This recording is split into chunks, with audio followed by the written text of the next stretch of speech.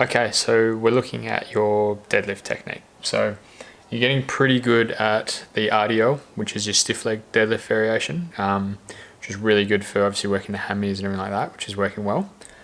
However, that's going to be limiting if you're going to be trying to use more weight. So we really want to have more of the technique down pat with the deadlift. So what we're looking at here, sort of figure one, that's more like what your RDL looks like. Obviously pretty rough drawing, and I hope you can see that okay. But fairly straight line, big hip hinge. So to lift from this position, you're using your hamstrings, and this has to come up to the top. Okay, so it gets to a point where you're not able to do that as well as you usually would when it's getting a little bit too heavy. So we're going to start to recruit through our lower back a little bit more, which is why you'll see a lot of people get quite stiff and sore when we're doing it that way. Now, what we want to be doing is looking a little bit more towards the figure two. So all that means is it's still hip dominant. We're still using your hamstrings and your glutes. But we need to drive through your quads and the rest of your legs a little bit more as well. So the setup position is probably the big one here that we're going to be looking at.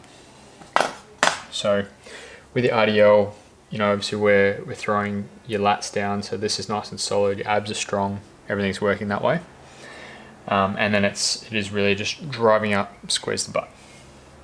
With this, our position is going to be a little bit different. We're going to be a little bit taller, so chest up facing the wall in front of you.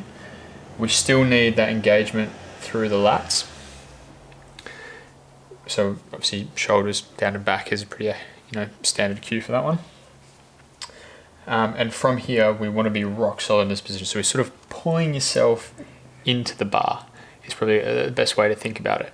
So this is why it works with a heavier weight, because you're pulling yourself in and it's not just going to fall over. If it's too light, it doesn't actually work as well. So engaging the lats. Now, what can happen, and quite often does, is that you'll see some people, they shoot their hips up first and then it turns into this. So they kind of do a weird mix of the two, and it doesn't work as well. Again, it's going to be very limiting. And what that does is as soon as the hips get to about here, then your lower back kicks in because they can't move anymore and you haven't got the bar all the way up and you need to get it up. So we want to try and protect your lower back. So what we need to do here is think about driving everything together as one unit. So when the hips go up, the shoulders have to go up at the same rate. Okay, so everything moves up as one. What will happen then is you'll come to the top, which is your hip extension, which is you standing up nice and tall, you squeeze your butt, and you've finished the movement essentially. You've got to the top, you've lifted it. That's what we want. That's what's missing at the moment, is because we're doing the RDL technique a little bit too much, and hammy is getting nice and strong, but it's going to be limiting with how much weight you can move, and obviously the transfer for your normal deadlift is ideal. Now, we're used to doing the trap bar deadlift, which is a nice easy combination of the two, where we don't have to think about this as much because it kind of forces us into that squat position. So a good way to think about it is to squat into the bar a little bit. So we still need that hip hinge. You set up like this and then pull yourself back so your chest is up, your hips have dropped down a little bit more, and everything's rock solid, and we move as one. So